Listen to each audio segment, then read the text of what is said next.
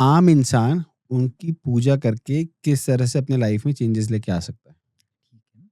देखिए, इसके निमित्त क्या होता है कि व्यक्ति के मन में बहुत भाव होते हैं कि मैं भी बड़ी-बड़ी गाड़ियों में घूमूँ, मेरे बच्चे भी बड़े-बड़े हॉस्टल इत्यादि में रहें, बड़े-बड़े कॉलेज इत्यादि में संपन्न हों, अच्छी डिग्रियाँ ला सकें, अच्छा अध्ययन पूर्ण हो सके। उनकी जो धर्मपत्नी होती है, उनके मन के जो भाव होते हैं, मैं उसे पूर्ण कर सकूँ, उसके लिए सबसे पहली चीज़ लगती है आय।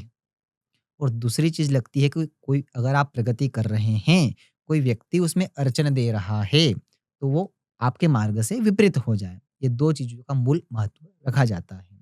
और जो नलखेड़ा में बगलामुखी माता है, यहाँ पर त्रिशक्ति का आशीर्वाद व्यक्ति को प्राप्त होता है।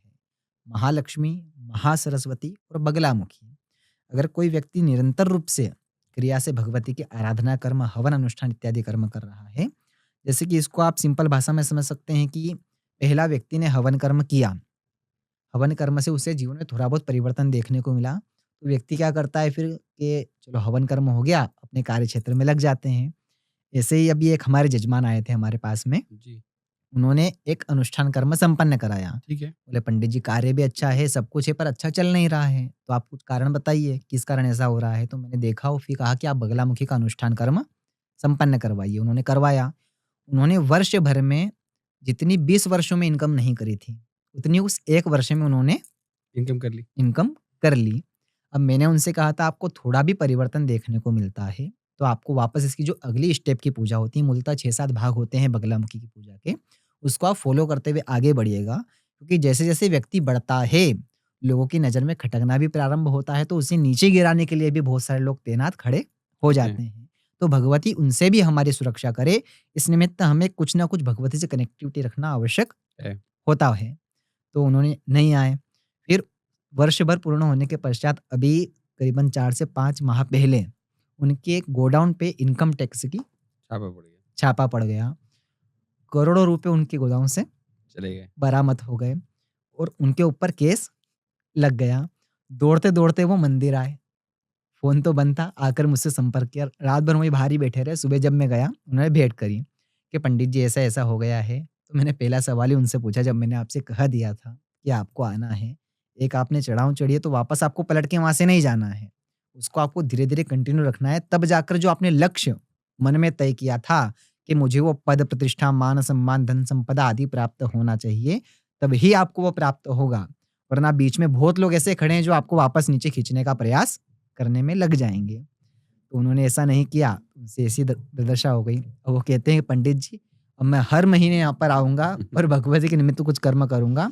बस आप ऐसा कुछ कीजिए कि जो कोर्ट केस मुझ पे लगा है, मेरा नाम उससे हट जाए। हट जाए। मैंने कहा चलिए ठीक है, देर आए दुरुस्त आए, कम से कम आए। आए आप। तो उनके निमित्त कुछ क्रिया करी और 3 दिन बाद उनका केस था। उनका फ़ोन आया कि पंडित जी मैं उससे बाइज़्ज़त बरी बरी हो हो गए। चुका हूँ, अब मैं वापस आऊँगा। अब योग संयोग की बात ही करिए कि जैसे उनका कोर्ट केस समाप्त हुआ, उसके बाद से मैंने 2 बार ट्राई किया, उनका फ़ोन स्विच ऑफ है। बंद ही आ रहा है। मतलब वापस वो गलती करना प्रारंभ कर कर चुके रहे हैं। हैं। तो बहुत सारे व्यक्तियों की मनस्थिति ऐसी बन जाती है, अपना कार्य निकल गया, फिर आगे कुछ नहीं करना है। पंडित जी, जैसे मैंने आपसे पहले एक बार पूछा था जी, कि पहले के जो राजा महाराजा थे और आज के सेलिब्रिटीज़ या सब लोग किसी न किसी देवी जी से जुड़े रहते हैं। जी, बट इतनी सारी देवियों में बगलामुखी से आज की तारीख में बहुत सारे लोग जुड़ रहे हैं। बिल्कुल। बड़े-बड़े राजनेता, नेता, जी, सेलिब्रिटीज़, क्रिकेटर्स बिल्कुल। और भी इनफैक्ट सोशल मीडिया पे जो बहुत बड़े-बड़े इन्फ्लुएंसर्स हैं, वो तक जुड़ रहे हैं। जी।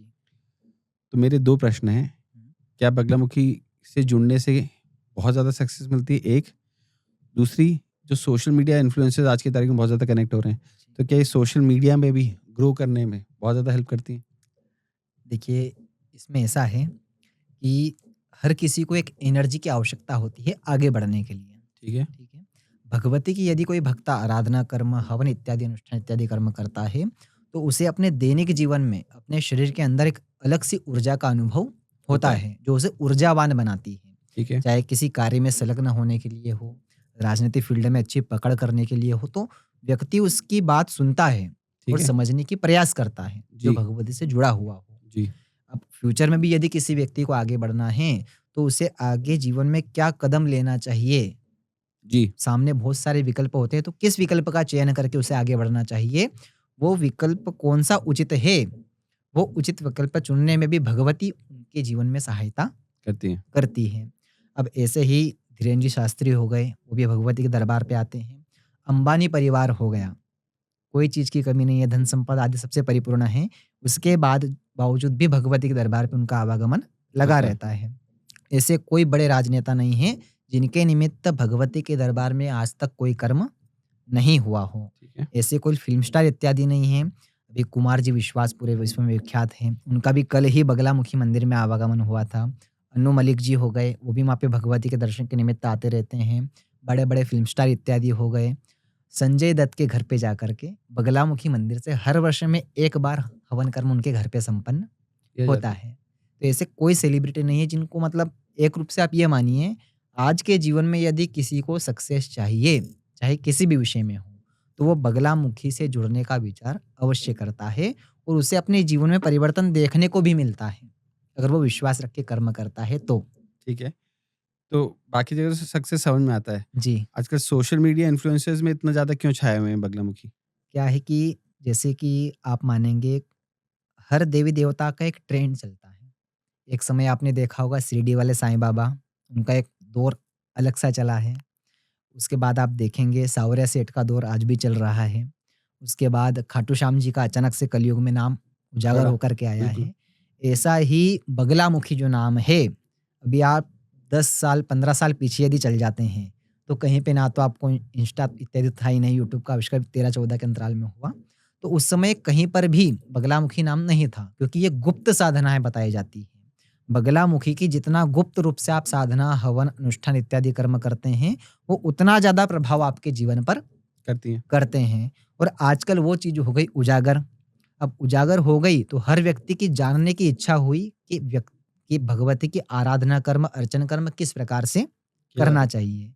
तो जो आपका गूगल का कीवर्ड हो गया, इंस्टाग्राम का हो गया, यूट्यूब का हो गया, तो हर व्यक्ति वो शब्द सर्च करता है।